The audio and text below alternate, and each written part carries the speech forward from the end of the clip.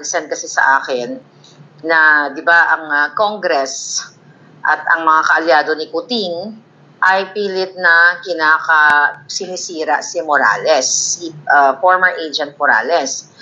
Pero ni-research natin at may marami nag-send sa atin na ito pa lang si former PIDEA agent Morales ay mahigit isang dekada na nakikipaglaban talaga sa katiwalian o sa hindi magandang pamamalakad ng PIDEA. So during 10 years ago, ay talagang makikita mo na nakikipaglaban na si PIDEA agent sa mga protektor ng pulburon o yung mga malalaking sindikato. Kaya yung credibilidad niya, naimarka niya ng bonggang-bongga na hindi na siya ngayon nagsalita. Dahil what? Kinokonek siya kung kani-kanino. Kinokonek siya kay Pangulong Duterte at sinasabi ito ay gawa-gawa para i-destabilize ang gobyerno. Ulitin natin, ang nagde-destabilize sa gobyernong ito, walang iba kundi mismo si Pulboronic Bangag Marcos Jr. Siya ang nagde-destabilize, hindi si Morales. Kasi even before, mga kababayan, kung di ba kayo nakakapalo sa ating Maharlika Network Facebook at sa ating Boljakan, mag-follow na kayo ng bonggang-bongga. And also we have another YouTube channel, Maharlika Network. Meron tayong 164 lang, wala pang 200 na subscribers doon. So mag-subscribe kayo ng bonggang-bongga sa ating Maharlika Network. Alright? So anyway, balikan natin ito si Mr. Morales. So 10 years ago, ay talaga nakikipagbakbakan na siya. Ini-interview siya ng mainstream media. Kaliwat kanan, GMA, ABS-CBN, demo. Ayan, GMA, ABS-CBN, ANC, at kung ano-ano pang mga mainstream media. Kaya nga sabi ko, bakit noon, lahat ng media, ini-interview si Morales doon sa fight niya, back in Noy time, di ba? Ini-interview siya ng media tungkol dito sa katiwalian sa PIDEA o yung mga nire-raise ng issue nga sa pamunuan ng PIDEA noon pa. So, in-interview naman siya ng mga journalist, pero bakit ngayon walang gustong mag-interview sa kanya? Although ang SMNI na-interview siya at dito nagpa-interview siya sa atin unang-una, di ba? So, malinaw na it's either takot itong mga mainstream media kay Marcos Jr. o kay Lisa o nasungal-ngalan na yung mga bunganga nila ng payola. So, ngayon, ang topic natin today is, dahil parating na ang 2 days na lang, mga palaga, 2 days na lang, ay magkakaroon na ng Senate hearing. Muli, pangalawa, dito sa PIDEA leaks na kung saan nasasangkot nga si Marcos Jr. sa pagtira ng pulburo noong March 11. At sa inyong kaalaman, ito, breaking news pa rin, na planong ayon sa ating informer o PA, Poting Ahas sa PIDEA at sa PNP at sa AFP para malito sila.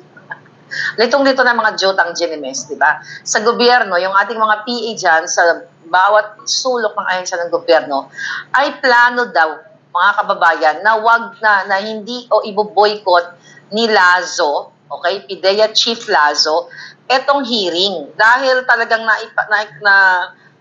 nakita ng taong bayan kung gaano siya nagmukhang syunga doon na nagdala ng testigo na walang alam. At also kinakabahan sila sa ating in-expose din.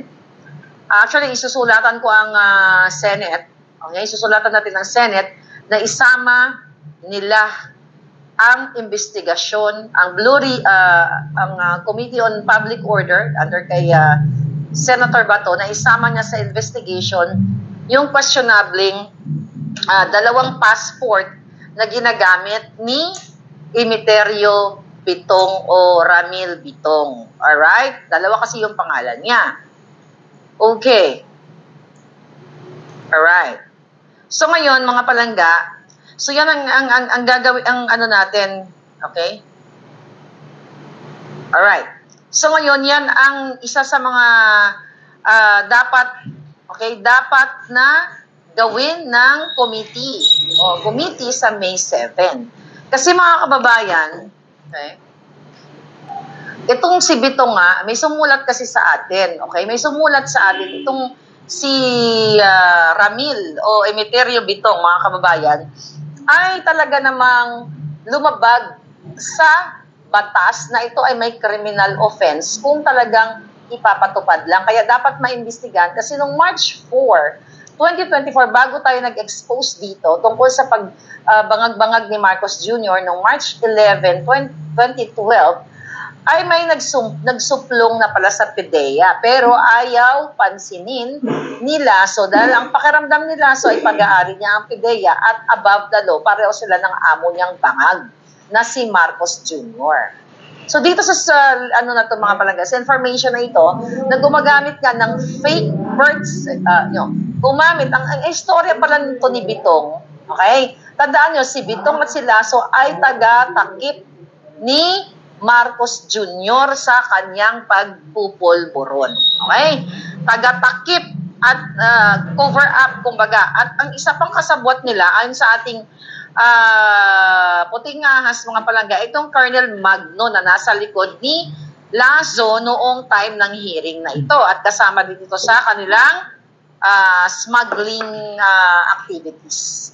Diyan, kung ang dami, grabe. So balikan natin para maunawaan ninyo at shout out natin dito sa Committee on Public Order, kasama na yung mga senador na hindi umattend nung last hearing dahil sila ay umiiwas na ma-associate dito sa issue na ito dahil ayaw nila, natatakot sila kay Marcos Jr. baka hindi itaas ang kanilang mga kamay sa 2025 election.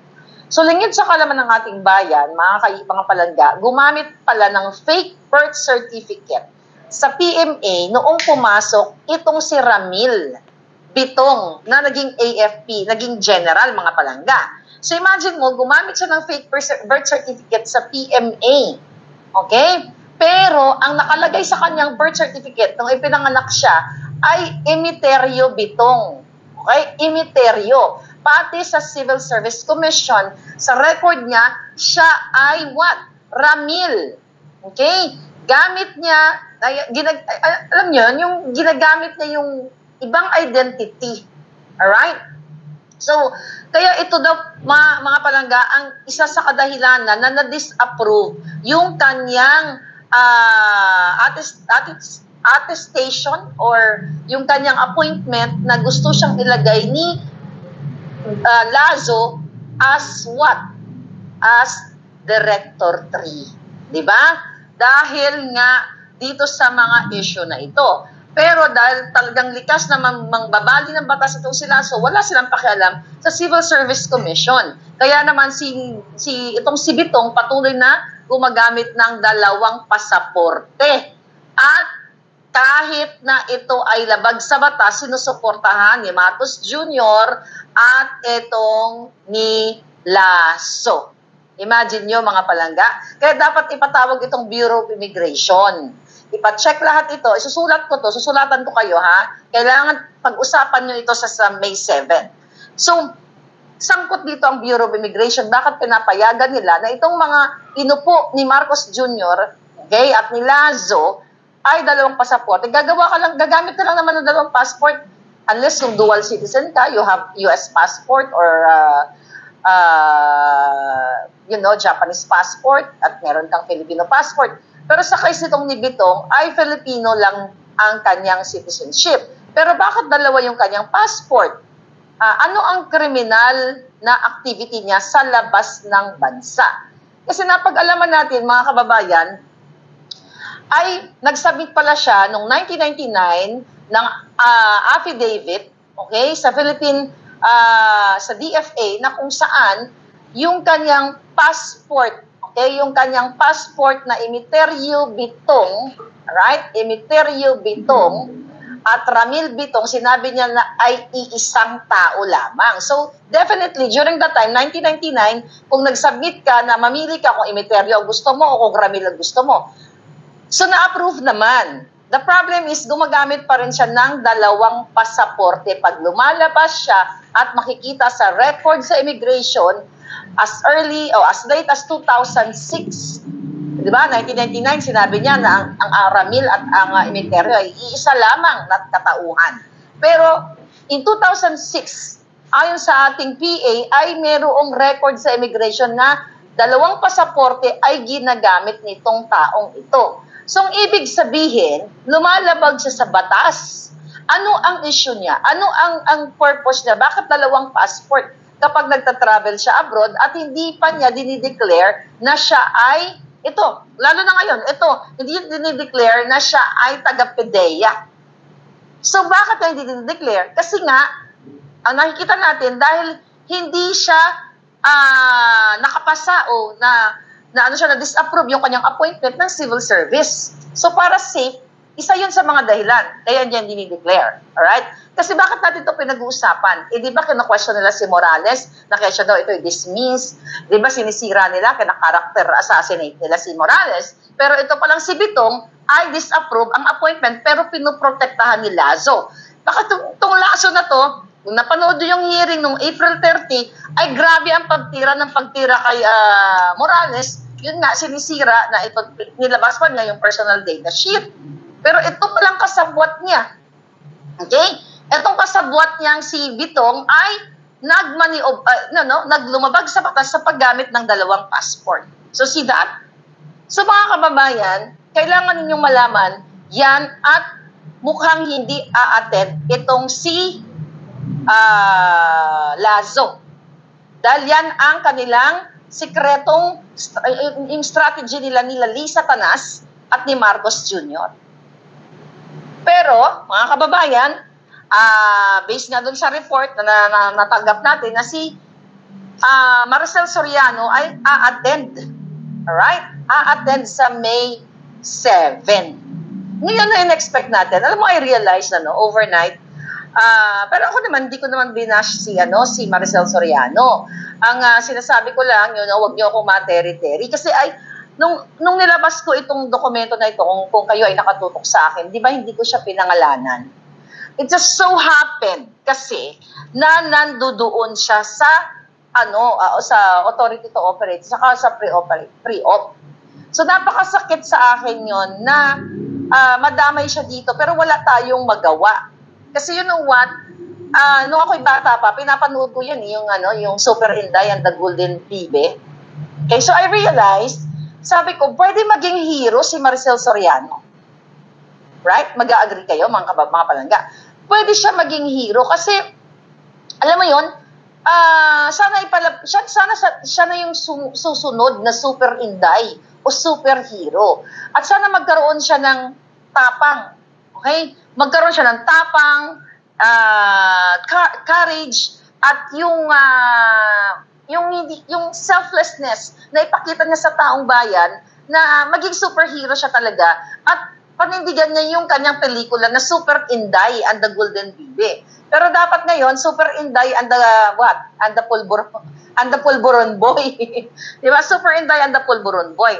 Kaya wag natin siya i-bash. Wag natin i-bash si Maricel Soriano. You know why? Siya ay biktima eh. Biktima. Actually, bago pa ito lumabas, mayroon akong vlog last year nung nagsimula akong criticize sa gobyernong ito. Na may nakarating sa atin na sinira din ng yung kinabukasan ni Maricel Soriano nung kanyang ex na kapatid ni Lisa Araneta Marcos na si Martin Botlog. Martin Botlog. Dahil nga, ayon sa ating source, ito talagang pamilya ni Lisa ang nag-introduce. Okay? Itong si Marcos Jr. actually, si Marcos Jr. at ang mga grupo niya na ang nag-introduce dito kay Maricel sa Pulburon. So again, Maricel Soriano is a victim. Okay? Siya ay biktima.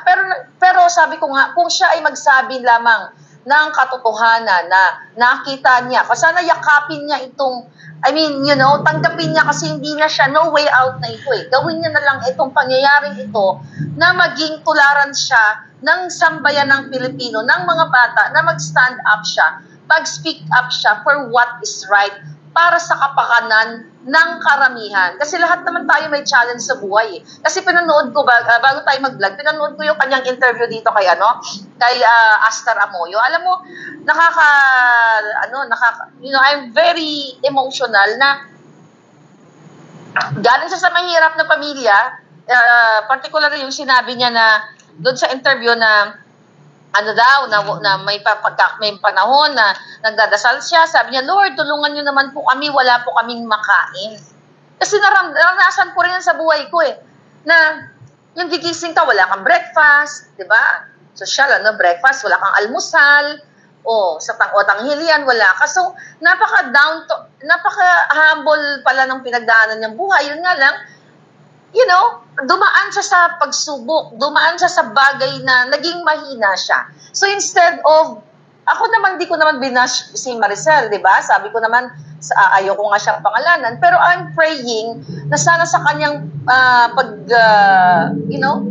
sa pagdinig sa May 7, ay maning ibabaw sa kanya yung paano niya itong negative na nangyari sa buhay niya. Of course, may mga nagbabasa kanya, gawin niyang positive. So, magkaroon siya ng impact sa taong bayan. Magiging super inday siya sa ating society. We gonna embrace her. Yayakapin natin siya. And definitely, kapag siya ay talagang inilatag niya sa taong bayan kung ano ang naganap o matatandaan niya ang mga pangyayaring yun, my God, lalo siyang sikat na siya Bumagsak lang siya dahil may nag-introduce sa kanya ng pinagbabawal na pulburon. At siya ay biktima at inubos niya ayon na sa ating informante, hinutot yung pera niya. Nakinita niya sa pelikula, naapektuhan.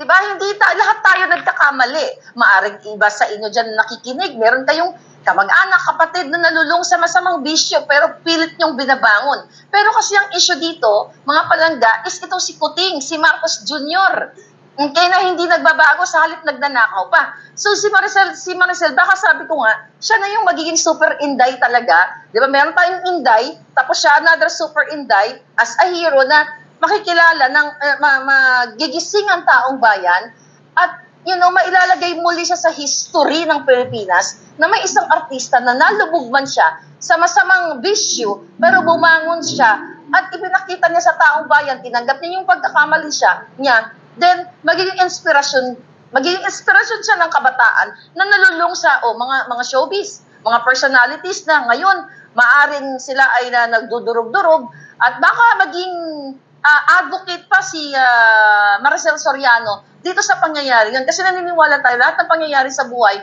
whether negative man ito, may mga blessing in disguise na natatamo ang bawat tao na nakakaranas involved. Kasi malay ba ni Maricel na mauungkat pa ito? Mismo nga si PIDEA Agent Morales ay nagalit din siya nung narinig niya ang vlog ko na ano ba ito, nanahimik na ako, naungkat pa. And I believe ganun din si Maricel Soriano. Kaya ako, Miss Maricel, hindi ko intensyon na kayo ay ipahiya or something. It just so happened na nakalagay yung pangalan mo. But since nabuksan na ito ng publiko, sana maging tumayo kayo at yakapin nyo ang katotohanan at maging inspirasyon kayo, maging role model kayo sa inyong kapwa-artista. Not only sa buong Pilipino. At talagang tuluyan na nga talaga kayo maging super inday. Diba? Yun nga lang, hindi Golden BB yung nakasama mo. Super inday and the Pulburon Boy. Diba? Kasi, for sure, ako talaga nakapanood ko si Aiza, kapartner niya doon sa SM, that was 1980s, no? High school. I think sa SM North EDSA pa kami nanood noon nung palabas na yon. At saka sa artista, wala akong hinahangaan natin yan, si Maricel. Hinahangaan natin siya ng bonggang-bongga. Kaya sabi ko, what if kaya panindigan ni Maricel na magiging superhero talaga siya para sa taong bayan? Diba? Yung power niya. Kasi nalugmok siya, tapos napanood ko si Caster Amoyo na nagbablog siya. And let's support her. Yung vlogging niya, lalo natin palakasin. Maging instrumento siya. Diba? Iba na ngayon Noon ang mga artista, pag hindi kinuha, pag hindi malakas kay director o sa mga film owner, what do you call it? Yung mga let's say mga advertising agency or mga film production, pag hindi ka malakas o hindi ka nagpa-chok-chak chenes, hindi ka bibigyan ng pelikula. Pero ngayon, sa panahon ngayon, Miss Maricel Soriano, I'm so happy for you kasi nakabalik ka sa vlogging at you can make money out of it. Kapag ikaw ay naging superhero ng taong bayan, lalo kang mamahalin ng Pilipino at ilalagay ka namin sa pedestal. Islatag mo lang ang katotohanan. Nalugmok man tayo, nalugmok ka man sa ganung issue sa buhay. Kailangan mo lang sabihin sa taong bayan kung ano yung naganap nung March 11 na yon, kung basikuting ay talagang sumingot ng pulburon. Kasi ang issue dito is 100 something million Filipinos. Super Inday. Ipakita mo yung superpowers mo. I know, mga celebrity, mga director, mga from that different sector, they will love you more and more. Yun ang nakikita ko, and we will pray for her na ligtas din siya, and I hope may mga kaibigan siya na talagang gagabayan din siya dahil sabi ko nga, maybe this is God's intervention. 'Di ba? Na like ako, hindi ko naman nakalain na mapunta ako sa ganitong klaseng sitwasyon na natin ang presidenteng bangag. It's the same thing with Miss Maricel Soriano na gamitin niya yung kanyang superpower. Yes, may superpower ka as a celebrity, as an influencer. Kasi nakita ko yung yung humble beginnings niya eh. Nung pinanood ko siya kay Aster Amoyo, like couple of hours ago, pinanood ko siya ng bonggang-bongga. Nararamdaman ko yung sincerity niya doon eh. Yung pagkalubok niya, na bumangon siya, may mga nampasos sa kanya. And I know, may picture, di ba tayo nung namatay? Sino ba yung namatay recently? Basta may nakita ako na si Maricel, what is it, not FPJ, ano? Sino yung namatay na yon? I forgot. Basta, anyway, dun sa Lamay, nagkita sila ni Lisa Tanas, tapos inisnab-isnab siya. I think maybe this is your moment, okay? To tell your story. Di ba? Kung ano ang nangyari. Ano yun palangga? Anong yun? Sinong natsugi doon? Jacqueline Jose. Oh yeah, thank you. Thank you, palangga. Si Ian. Oh, thank you. So, Jacqueline Jose ba yun? Parang hindi. Oh, parang lasa. But anyway, whoever, kung sino man yun. So, nakita ko yung yung inisnab-isnab ka ni Lisa. I think, this is your time. I think, inadya ka ng Diyos kung bakit nangyari mga ito. Baka nga, mapanindigan mo yung pelikula mo na Super Inday. Di ba? Super Maria. Kasi ano ba yung pelikula na yun? Di ba tagapagligtas siya? Tama ba? Tagapagligtas siya doon eh. Hero siya doon eh.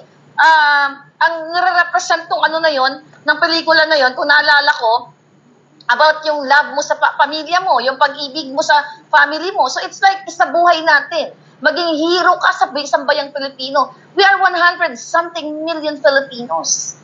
Imagine mo kung noon minahal ka ng taong bayan doon sa Super Inday and the Golden Bibi na yon, mamahalin at mamahalin ka ng taong bayan. Lalablabin ka nila ng bonggang-bongga. We will love you more. Kasi etong gagawin mo, ibig sabihin, iniisip mo na ang gagawin mong pagsabi ng katotohanan, you know what, ang pagsabi ng katotohanan, isang patriotism yan. Isang pagiging bayani kung ikaw ay nagsasabi ng katotohanan. Diba? Malaki ang maitutulong mo sa buong Pilipinas. Kasi, Miss Maricel, alam ko na nag-suffer ka. Maraming mga Pilipinong nag-suffer dahil sa pulburon. Okay?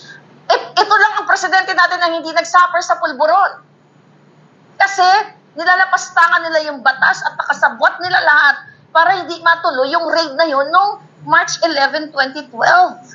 So I hope kayo na po ang magiging superhero ng Pilipino. Ilabas na natin na kung ano talaga ang nangyari.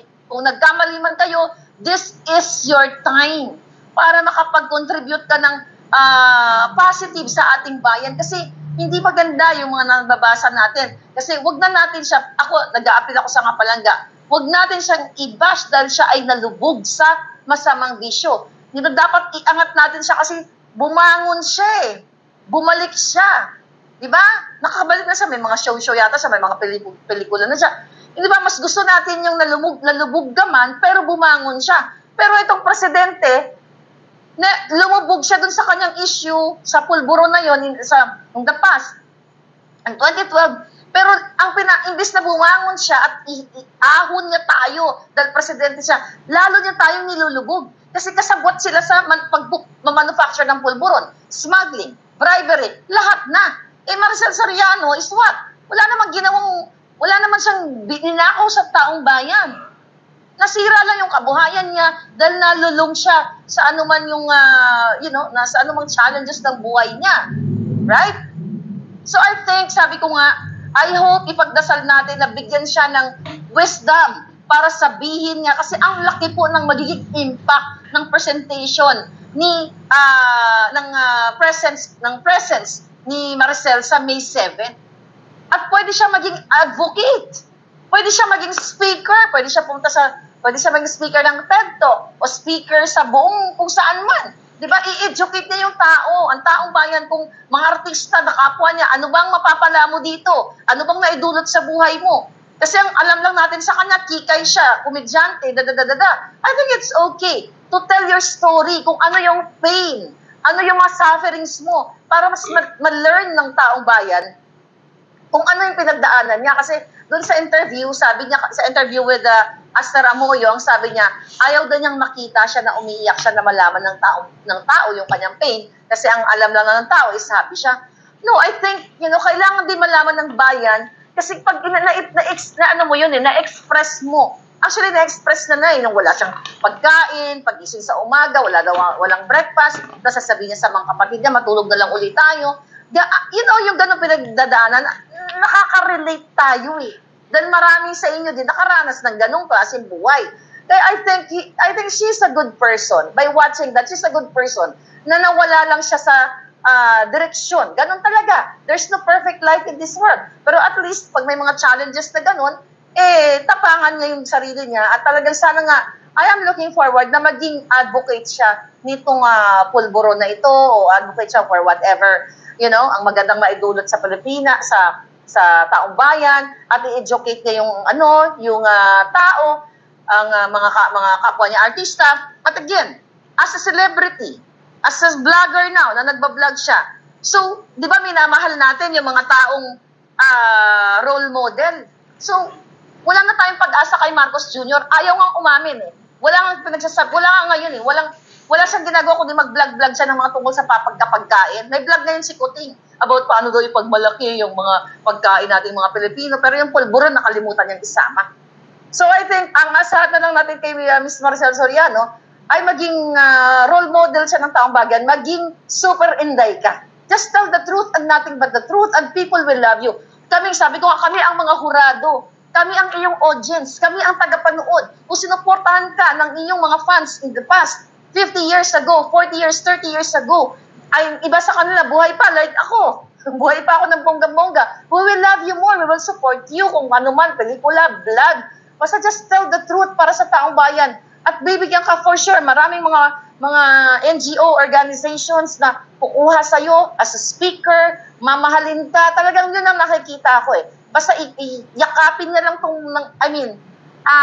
i-accept niya itong pangyayari sa kanya na hindi niya inasahan na lalabas ngayong panahon na to. Wala rin naman ako intention kasi na madamay siya dito. It just so happened na nandoon nga siya sa pre-op and the authority to operate nung gabing yon na dapat i-raid ni Mr. Morales si Marcos Jr. na siya ay sumisingot-singot.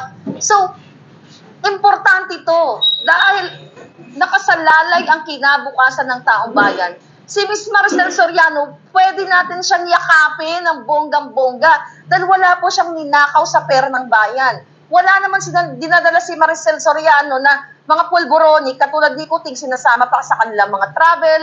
Diba? Wala silang ginugurgur na walang ginugurgur si Maricel, walang inaapi, at kung ano-ano pa, wala. Siya ay biktima. At sana malaman natin ang kwento niya, no? I hope maka-interview natin siya kung papayag siya. Sana malaman ng taong bayan kung ano yung pinagdaanan niya during that time. Depende yon sa kanyang revelation sa May 7, di ba? Kasi makaka-relate talaga tayo, lalo na yung may mga pamilyang nalubog ang kanilang mga anak, lalo yung mga OFW, dito sa ipinagbabawal o masamang bisyo. We'll just take it positively, di ba? Kaya sabi ko, huwag niyo ako materi-teri. Sana nga lumabas siya ng bonggang-bongga at magsabi siya sa taong bayan kung ano talaga para makakontribute siya at magising ang magising niya, ma-aware. At definitely, panalo ang bayan dito. Once na inilatag ni Ms. Maricel Soriano ang lahat ng mga bagay-bagay kung ano ang nakita niya. It's not about, huwag tayo mag-expect about, kasi actually hindi si Maricel ang subject dito. Ikwento niya lang kung ano nakita niya, kung ano yung totoong nakita niya nung March 11 na dapat i-raid yung kanyang bahay. Kasi yung bahay niya, yung 46C, na-confirm niya doon sa article na nagkaroon siya ng problema sa kanyang mga domestic helpers, sa kanyang mga helper. So, na-clear yun eh. Sa ABS, na-clear yun ng 46C. So, yun yung mga patutunayan na talaga bang occupant siya ng 46C na yon. At kung totoo ba talagang guilty itong si Marcos Jr. Diba? At kung, let's say for example, sinabi ni Maricel na, tinanong siya, kunyari ako si Senator Bato, Miss Maricel Soriano, ayon sa report dito sa pre-op na to, totoo ba na si Marcos Jr.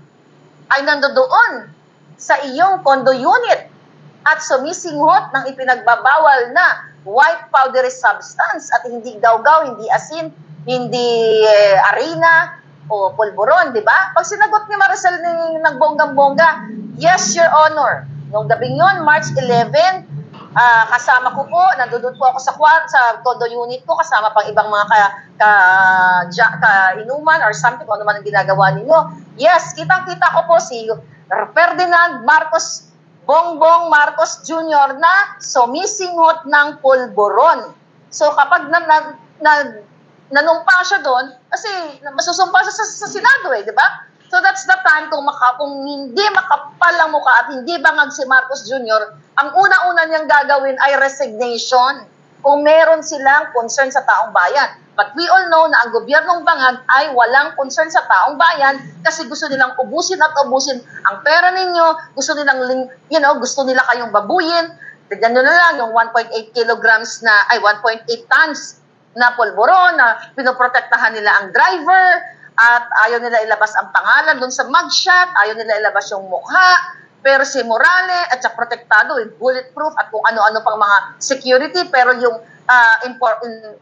yung dating PIDEA agent na nalingkod bayan, walang proteksyon. Diba? So dapat kung mayroong hiya si Marcos Jr., but definitely walang hiya kapag bangag ka. Hindi ka nakakaramdam ng bangag. So kung ayaw niya mag-resign, edi gagawa tayo ng legal action, taong bayan, o kung ano man. Dapat na ngayon pa lang ay humihingi na siya ng, dapat na nagpapapulburon test siya. Ngunit ayaw niya. Kasi nagmamaang-maangan siya, di ba?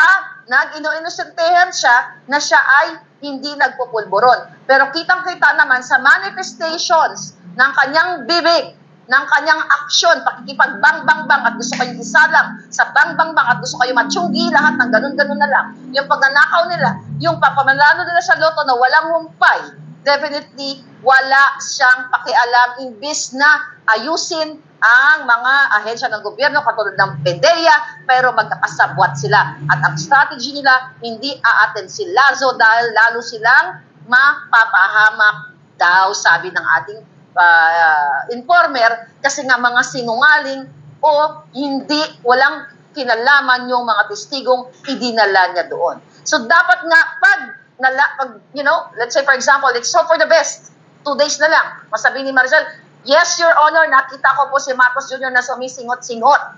Tapos na ang boxing, dapat. Kung may pagmamahal si Marcos Jr., wala nga pagmamahal, bangag nga diba? Bangag na bangag itong gobyernong ito. Dapat nga harapin niya ang etong taong bayan. Pero paano nga tayo magtitiwala? Ayaw nga magpulburon test. Ayaw nga magpa-drug test ng yawa na ito. By the way, breaking news. Okay? Breaking news, palangga.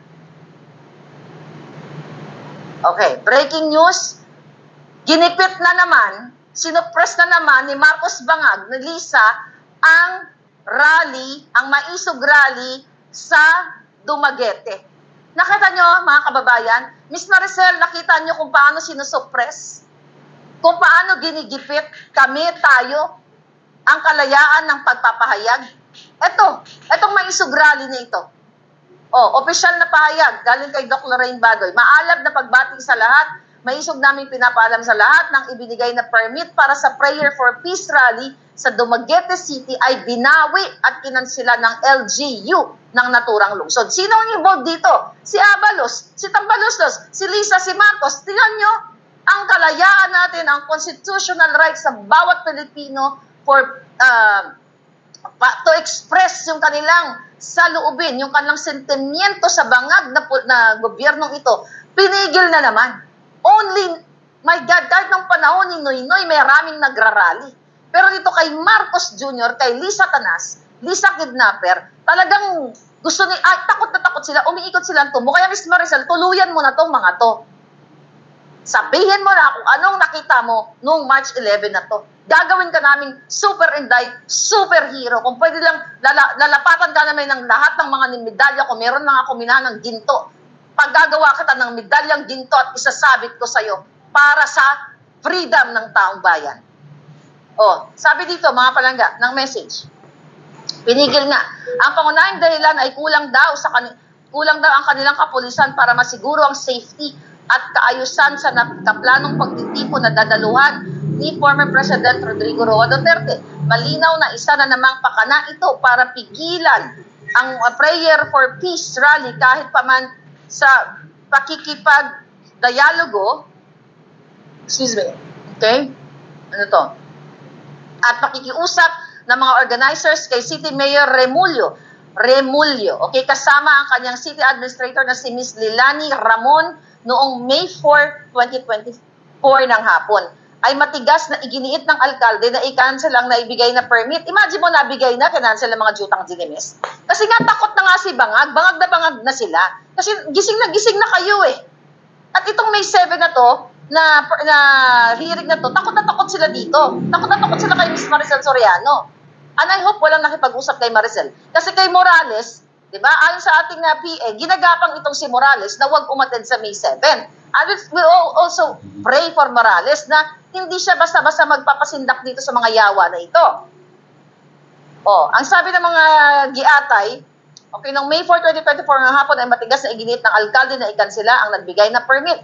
Dagdag dito, nag-advise pa na mag-reapply uli na wala namang kasiguraduhan na ma-approve at dagdagan na naman dadaan na naman sa mahabang proseso kahit pa man sa paggigipit at pagkitil ng ating karapatang pantao sa malayang pagpapahayag at pagtitipon, hindi tayo patitinag at maisog nating ituloy ang peace rally sa Dumaguete City sa darating na May 7. Antabayanan lang po at i-anunsyo natin ang bagong lugar na pagdarausan ng peace rally. Sulong mga maisog, ituloy ang peace rally sa Dumaguete City. Mabuhay ang Pilipinas galing sa TAPS organizers Dumaguete City. Ayan. So nakita nyo? Baka may interruption. Merong update. Meron ng interruption sa power interruption. But again, mga palangga, ano bang ginagawa ni Maharlika dito? Ano bang ginagawa niyo? Bakit nandyan kayo? Ano bang dapat ang gawin ni Maricel Soriano? Di ba kailangan i-aware natin ang taong bayan? Dahil ang pagmalayang sabi ko, ito na nga lang yung power natin, yung ngangabels natin.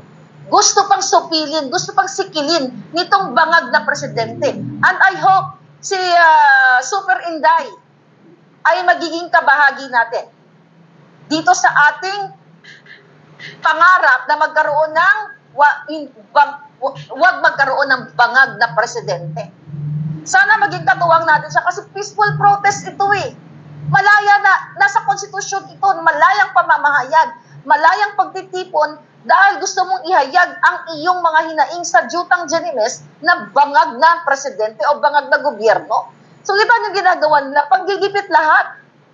And I hope itong TAPS, yung mga magagaling na abogado, gawa ng legal action, kung sila ay mga nalabag sa batas, dapat kasuhan din ng mga jutang Jenimes na ito dahil ito ay pagkitil sa ating freedom of speech, mga kababayan. Diba? Nakita nyo kung gaano sila kabagay at takot na takot sila sa ating pagtitipon-tipon. Dahil sinusuportahan natin ang boses ng bayan. Kaya kailangan natin maging maisog. Dahil gugurgurin lahat tayo dito. Even ang ibang military, men and women in uniform, mga general, di ba? Pina-floating sila. tinatanggal sila sa trabaho dahil bangag nga ang presidente ninyo at ang asawa niyang first kidnapper. Anong ginagawa niyo mga sir, mga ma'am? Bulag ba kayo? Hindi niyo ba nakikita ang ginagawang panggigipit? Ha? Yung mga pananakot sa mga whistleblower katulad ni Morales. And I hope kay Ms. Maricel Soriano ay protektado siya. Marami naman kayong kaibigan dyan na mga mayayaman, na may kapangyarihan kahit pa paano. You know, and not only that, dapat mismo ang Senado ang magprotekta din kay Ms. Maricel Soriano. Dapat protektahan din siya. Kasi pwede siyang gurgurin ni Lisa.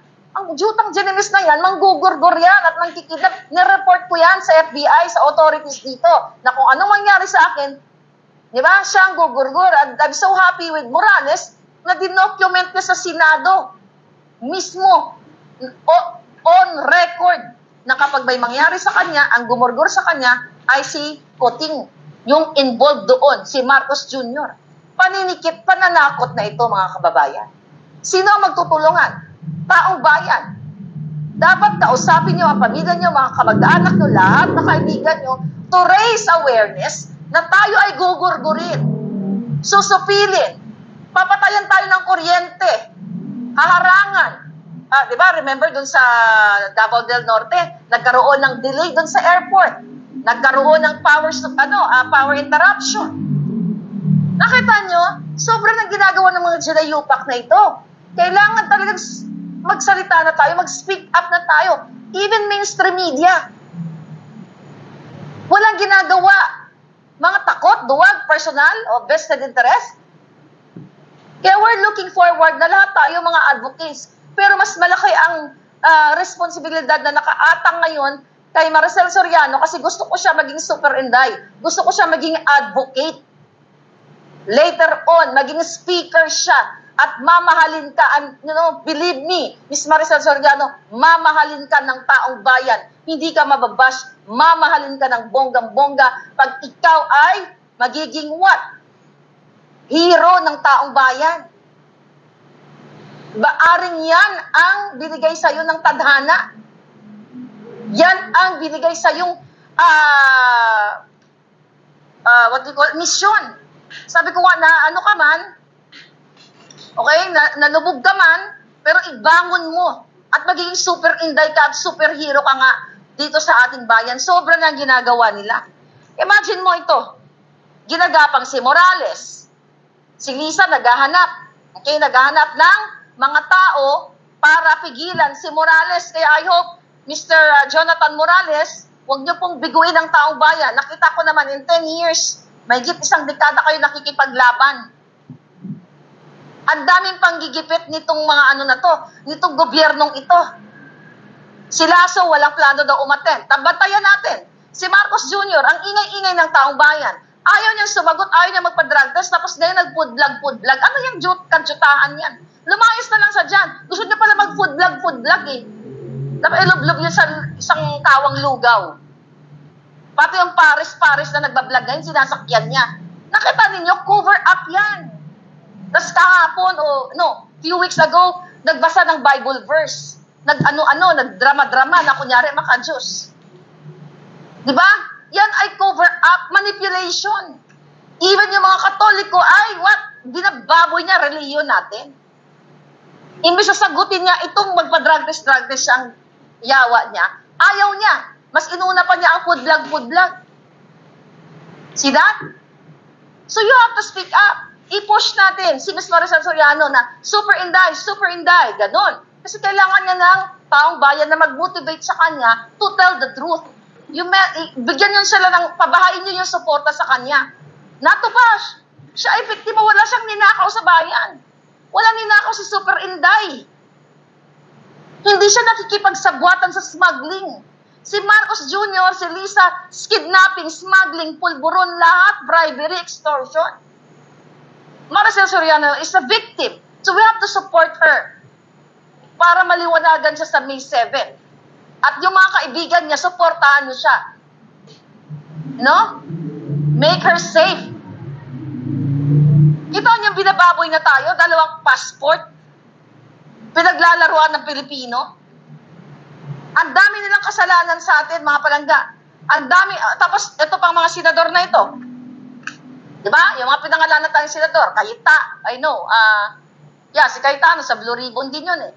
Okay? Sa public order. Yung mga binanggit nating mga senador. Oh, bakit ba sila ayaw nila? Kaya sabi ko, huwag din natin i-bash si Senator Bato. Tapos na tayo doon. Move on na tayo. Magpasalamat pa rin tayo sa kanya. Ako sabi ko naman sa kanya, hindi ko siya kaaway eh. Unless kung galit pa rin siya sa akin. Wala akong magawa dyan. Senator Bato, basta ako nakapag-move on na ako ng bonggang-bongga. Ngayon, itong nangyayari dito. Okay? Itong mga Charlene Yabs, thank you Palangga, ikaw ang gumawa nito. Ito, baka natin si Cynthia Villar, si Robin Padilla, si Senator Bongo, lahat to. Kasi ako, wala akong pakialam kung Duterte o Marcos yan. Ang pakialam ko na magsabi sila ng totoo, na magiging present sila doon sa hearing na yon sa May 7, napaka-importante ang nasasangkot presidenteng bangag. Doon sila magpakita ang gilas, magtanong sila. Dapat nga ang presidenteng bangag ang nandoon. Ito si Cayetano, ito si, si Tolentino, itong si Mark Villar, si Pia Cayetano, si JV, si Jinggoy, si Pimentel, si Ligarda, si Po, si Binay, si Ontiveros. Anong ibig sabihin? Bakit si Senator Bato lang? Kaya siguro si Senator Bato gulong-gulo din nung araw na yon. At hindi, dahil na-pressure siguro siya dahil sabi ko nga, let's give him another chance to make it or break it sa May 7. Kaya sabi ko nga, paulit-ulit ko, humingi naman ako sa kanyang pasensya na tinag ko siya ng bonggang-bongga. Again, etong mga senador na nabanggit, dapat nandoon sila. Dapat na lahat sila eh. Pero bakit ayaw nila? Ano ang simpleng dahilan? Wala tayong sisinuhin sa mga to. Dapat na makikita natin dyan si Tolentino, si Senator Bongo, si Robin Padilla, si Ontiveros, kasi anti-Marcos yan eh. Nasa napupunan pa lang ng nanay niya. Anti-Marcos lang, ang pinagsasabi niyan, dictatorship. Human rights violation. Ito, pulburon, tahimik siya. Dapat, bakit, ano ang reason, bakit ang karamihan, lahat sila, maliban kay Senator Bato, bakit ayaw nila? Ayaw nila ma-associate sa issue na iniimbestigahan si Marcos Jr. na bangag. Kasi takot sila, na hindi maitaas ang kamay nila sa 2025. Kung kayo ay talagang mahal ng tao, hindi na kailangan itaas ng isang bangag ang inyong mga kamay kasi mawawala na si bangag sa 2025. Yan ang itaga nyo sa inyong mga juta. Matatanggal si bangag. So walang magtataas ng kamay nyo. Si Maharlika, magtataas ng kamay nyo. Ayawa to mga ito. Nakakainis, di ba? Ba't nawala yung, may babasahin sana ako, nawala. Okay. Anyway. So yun, mga kababayan. So umiiwas sila. Kasi what? Political agenda. Political interest. Ayaw nila pumunta dun sa hearing na yon kasi gusto nilang iwasan. Dahil takot sila, parang katulad ni Lasso, na baka daw hindi pumunta sa May 7. Ikaw, Lasso, dapat yung mga kasabwat mo, na sila, yung mga nagpuwersa doon sa mga testigo mo. Sino to? Si Atty. Del Valle. Ikaw, Atty. Del Valle, Desiree Del Valle, na nagpuwersa sa mga testigo nila, so magkakasabwat kayo, etong IBP dapat ipatawag din Integrated Bar of the Philippines. Kaya si Glenn Chong ang pinupunterya nyo, etong si Atty. Del Valle dapat ma-disbar to eh. Matanggal na nga dapat yung mga ulaga dyan sa PDEA. Imagine mo, pinwersa ng abogadong yan, ayon sa ating informante, ang mga walang alam na witness na kinaray-karay nila sa Senado. Diyan pa lang may nilabag na batas kayong mga yawa kayo eh. Pero ano ginagawa ni Marcos? Wala. The same thing na ginagawa niya sa Lotto, na pinahayaan niya si Robles na manalo. Manalo sila ang lone bettor. See? Magkakasabot talaga itong mga yawa na ito. Ang dami nating inilabas dito ng mga isyo. Na I hope, by the way, si Attorney Delgado, pwede ka bang ma-interview bago ka humarap sa May 7? Ito po yung aking email. I'm looking for you. Nag-message ako sa iyo sa iyong Facebook. Oh, sana magpa-interview ka po kasi bago ka pumunta doon, kailangan malaman ng taong bayan kung gusto kong malaman paano ka dinibdiban ni Lasso. Remember that video? Isisend ko rin yan sa Senate para sa committee, committee secretary ni Senator Bato sa Committee on Public Order. Isisend ko yung video na yan. Yan ang email ko, Maharlika Network at Proton Mail. Attorney Delgado, kung kayo po ay willing magsalita dito sa taong bayan bago kayo pumunta sa May 7, I would love to know paano ang kwento nung pagdibdib sa'yo, pang-aapis sa'yo, at itinapon ka, nilaso, tinakot ka niya, kinasuhan ka, pinloating ka, hanggang sa tuluyang nawala ka na sa serbisyo. Yan po ang nakarating sa atin, mga kababayan. So, Attorney Delgado, shout out sa'yo. Ang ginagawa ni Lasso, mga kababayan, kahit yung mga matataas na posisyon, okay, Director 3, ay matataas na yan eh. Lulitsky, Marcel, stick to the truth. Merong pictures. Okay, sabi ni Lulitsky. Ngayon, napag-alaman natin na ang ginagawa ni Lasso, kapag hindi sumusunod sa kanyang illegal na activities, tinatanggal niya, pina-float niya, tinatakot niya, at dinidemote niya. Ganun ka power tripper itong aroganting barumbadong si Lasso, na may record ng pangbubugbog, may record ng pagtututok ng baril doon sa North. Nung election, nakaraang election yata, at nakaraang election. Barumbado to, busabos manang-mana kay Lisa. Baka nga American citizen pa yan eh. Kasi napag-alaman natin, based niyan sa Hawaii. Pero ang sabi daw siya ay, green card holder? Nasa Hawaii na yan si Lasso. Kinontak ni Lisa at ni Kuting para mamuno, maging barumbado dyan sa PIDEA. Para protektahan si Kuting. Kasi na-anticipate na nila to eh, na lalabas itong pre-op at authority to operate na mga papel. Kaya nga kinargahan nila ng kaso si Morales para isirain nila ang kredibilidad ni Morales. Pero sila ang mga walang kredibilidad dahil ang kasabwat ni Lasso na si Bitong, 2 passport. Grabe ang ginagawa. Hindi po masa sa Civil Service Commission, disapprove, pero sumusweldo ng more or less 130,000 plus kickback. At napag-alaman pa natin, pag-upo ni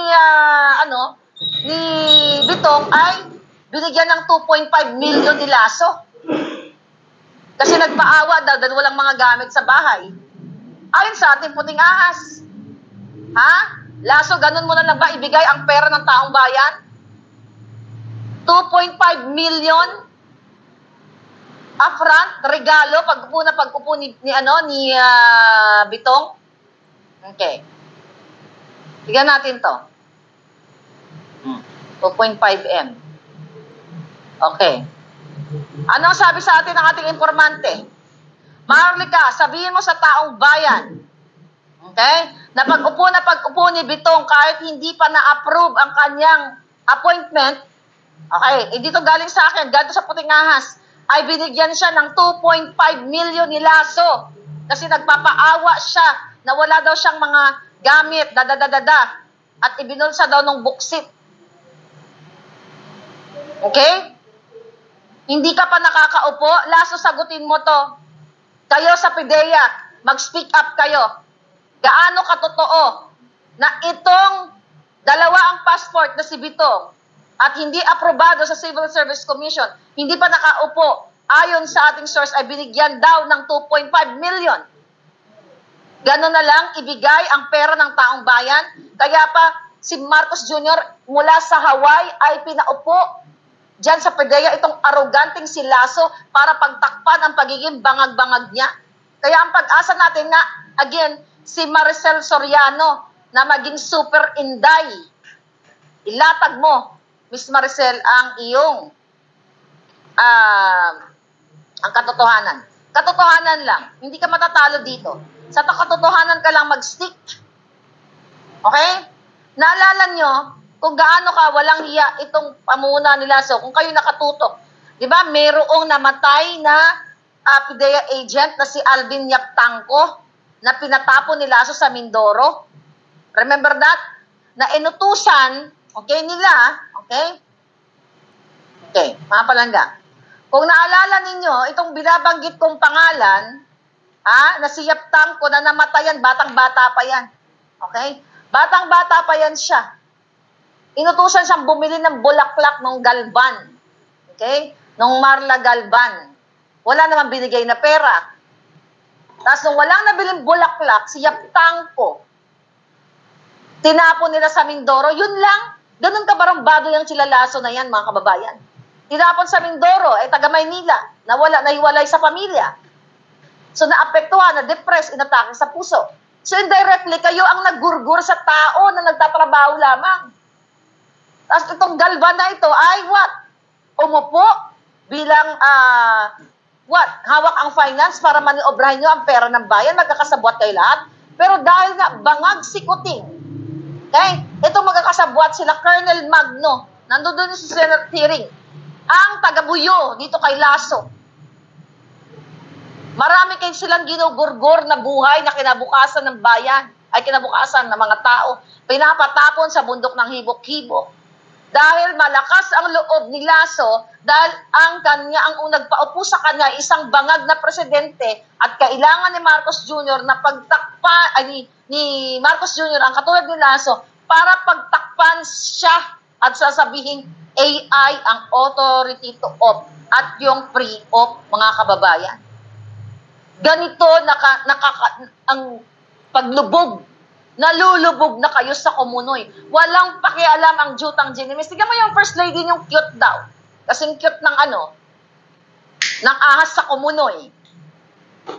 Kung matino yan, nagpa-interview na bangag na nakatira, Bartek, ang tawag sa'yo, ng kasamahan mo dyan, na mga Ilocanong akala mo dumidikit-dikit sa'yo, sinichismis ka nila sa akin, Lisa, ikaw ay Bartek. Ilocano ba yung salitang yan? Ibig sabihin, drunkard Bartek. Yan ang bago mong pangalan. Bartek. May Ilocano ba dito? Is that Bartek?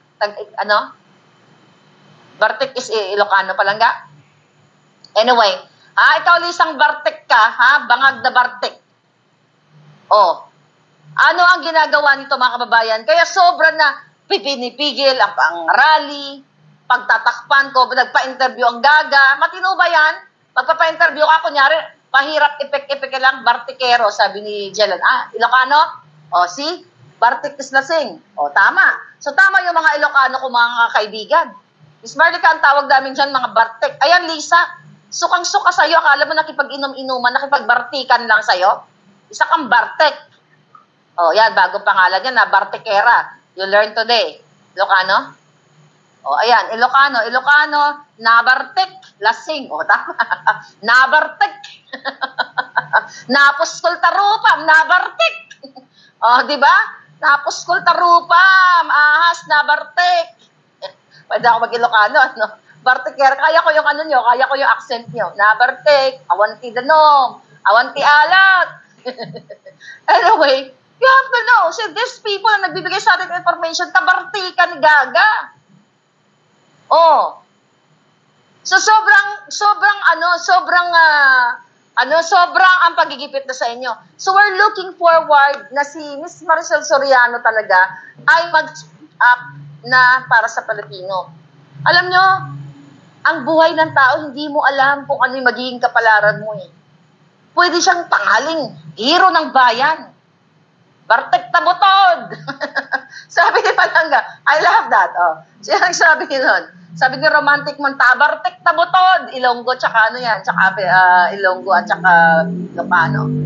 Ayan, Bartek tabutod, tapos Kolta Ropam, Iatay, ayan. Pati si Buano, magkasama na. Okay, yan ang tawag sa kanya ng mga Ilocano, group, Kita mo, nasumbong ka sa akin. Ito yung mga taong sa likod mo. Tandaan mo, Bartek. Ay, nako, Bartekera daw. Yan, bago yan, hashtag Bartek Lisa. When apo. Nabartek tabutod. Alam mo, sana matuto ako magsalita ng Ilocano para Bartekerin ko siyan po. Si Marcos Jr. Ay, nako. Anyway, aapil ako sa inyo. Hingi tayo ng pasensya kay Miss Maricel Soriano. Kasi hindi ko siya, akalain ko ba na nakalagay yung pangalan niya doon. But we have to support her by prayers, yung kanyang narinig tayo ng mga yan, kayo mga kaibigan, Sana po talagang ligtas siya. Sana nga Senado eh. Senado. Narinig tayo ni Senator Bato ngayon. May tagabasa nga doon sa text eh. Nang tinag ko nga, nabasa niya eh. Actually, nung sinabi ko, ano yun, yung committee secretary, nang nabablog ako na binadala nila ako ng letter to attend the May 7, ang nilagay nila, Boljakera lang. Sabi ko, ano ba yan? Gawin nyo naman yung mag-research naman kayo, lagay nyo naman yung tamang pangalan ko, legal name ko ng bonggang-bongga. So actually, right after the vlog natin, inedit nila. Binago na. So they're listening to us. At Comsec, Senator Bato, kayo dyan lahat ng mga senador na kinagigit, i-forward ko sa inyo ang video kung paano mangharas si Lasso at ang iba pang mga complaint. So you have to do your job.